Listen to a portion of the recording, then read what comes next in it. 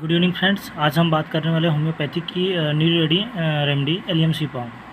So start करते हैं। Allium cepa का कॉमन नेम है ओनियन और ये फैमिली है लिलेसी। एंड इसका इंट्रोडक्शन कुछ ज़्यादा नहीं, पर हम छोटा सा बता देते हैं कि इसके जो फ्रेश रेड बबल्स होते हैं उसको जो है पोटेंटाइज करके एलियम सीपा बनाई जाती है। हम बात करने वाले हैं गाइडिंग सिम्टम की। तो पहला इसका गाइडिंग सिम्टम है वो नंबर 1 पे है, allium cepa is a left sided remedy. यानी कि जो एलियम सीपा मेडिसिन है वो एक लेफ़्ट साइडेड रेमेडी है और symptoms go from left to right. इसके जो लक्षण होते हैं वो जैसे कि लेफ़्ट से राइट जाते रहते हैं या फिर राइट से लेफ़्ट आ जाते हैं। और फिर नंबर दूसरा क्या है, profuse watery and acrid nasal discharge. यानी कि इसमें जो एलियम सीपा का पेशेंट होगा उसके नोज से जो है अधिक वाटरी एक्रिड जो है नजल डिस्चार्ज होंगे। ठीक है। फिर हम नेक्स्ट हमारा है तीसरा नंबर, उसमें डिज़ायर फॉर रा new is an indication for the remedy.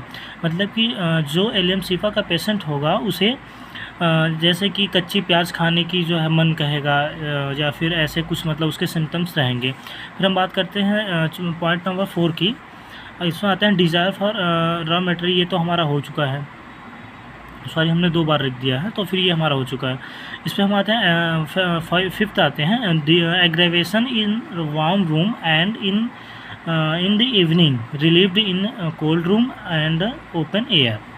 हम बात करते हैं जो एलियम सीपा का पेशेंट होगा उसे मतलब कि वार्म रूम में परेशानी होगी और शाम के टाइम उसके जो जैसे कि कुछ भी उसे हो रहा है उसमें वृद्धि हो जाएगी। यानी कि उसके इवनिंग टाइम में भी परेशानी हो सकती है उसके और फिर उसे रिलीव्ड होगा कोल्ड रूम में। यानी कि कोल्ड रूम में एलियम सीपा के पेशेंट को रिलीफ मिलेगा और ओपन एयर में।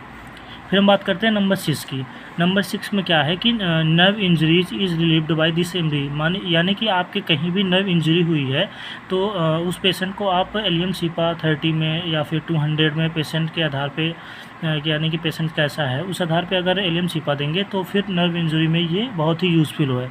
फिर हम बात करते हैं third like pain in various part is characteristic of allium cepa. जैसे कि आपको कहीं पर थर्ड लाइक पेन हो रहा है बॉडी के किसी पार्ट में, तो आप एलियम सीपा बहुत आराम से देख सकते हैं 30 में 200 में। फिर हम बात करते हैं इसके जो एलियम सीपा पेशेंट्स के जो जैसे मान लीजिए कि आपको हेडेक हो रहा है तो फिर आप मतलब किस लक्षण के आधार पे मतलब रेमेडी देंगे होम्योपैथिक। तो फिर हम बात करते हैं पॉइंट नंबर 1 की, there is a catarrhal dull headache with coryza. यानी कि आपको कैथरल डल हेडेक हो रहा है उसके साथ में कोराइजा है तो फिर आप इसकी जो है मेडिसिन है एलियम सीपा वो आप बड़े आराम से ले सकते हैं। और इसके जो एग्रावेशन होंगे वो वार्म रूम में होंगे जो कि हमने पहले बता चुके हैं। और फिर हम आते हैं आइज़ पे। आइज़ में क्या है कि eyes are burning biting must rub them for relief. यानी कि जो एलियम सीपा का पेशेंट होगा आँखों में जलन होगी, बाइटिंग होगी और मस्ट रब यानी कि उसे रगड़ने से जो है रिलीफ मिलेगी। आ जाते हैं हम नोज़ पे। The discharge from nose is also profuse watery nasal discharge drops from the nose।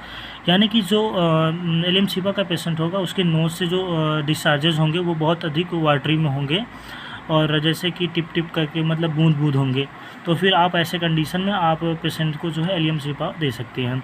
फिर हम आ जाते हैं कोलिक पे। कोलिक में क्या है कि एलियम सीपा पेशेंट है वो पेशेंट में also suffer from the colic usually caused by cold. यानी कि जो एलियम सीपा का पेशेंट है वो ठंडी से जो है कोलिक से मतलब अगर उसे कोलिक हुआ है ठंड के कारण तो फिर आप ये एलियम सीपा बहुत आराम से दे सकते हैं। फिर हम आते हैं इंजरी पे। अगर बॉडी के किसी पार्ट में इंजरी हुई है यानी कि if in neuralgia the pain in is like a long thread on face. जैसे कि न्यूरल्जिया पेन है कहीं भी फेस में है, नेक में है, चेस्ट में है, जैसे कि क्रोनिक न्यूराइटिस हो गया विथ बर्निंग स्टिकिंग पेन हो गया तो फिर आप उसे पेशेंट को जो है एलियम सीपा दे सकते हैं। और एलियम सीपा का जो जैसे कि एग्रेवेशन है वो इवनिंग में होता है एंड वार्म रूम में भी होता है जैसे कि हमने आपको पहले बता रखा है। फिर एम्बुलेशन मतलब कि उसको आराम कहाँ मिलता है पेशेंट को, कोल्ड रूम में होता है एंड ओपन एयर में होता है। तो हम लोगों ने इस छोटे से टॉपिक में हमने क्या देखा कि जो पेशेंट होता है मोस्टली हम एलियम सीपा कब देंगे, जब जैसे कि मान लीजिए आपको सर्दी जुकाम हुआ हो तो फिर आपके नोज़ से जो है वाटरी लाइक डिस्चार्ज हो रहा है, तो फिर आप LMC का 30 में दे सकते हैं। पेशेंट को रॉ ओनियन मतलब कि खाने का मन कर रहा है, तो फिर आप जैसे कि ये एक इंडिकेशन है, बहुत ही इम्पोर्टेंट इंडिकेशन है। और फिर हम देते हैं नर्व इंजरी में भी दे सकते हैं।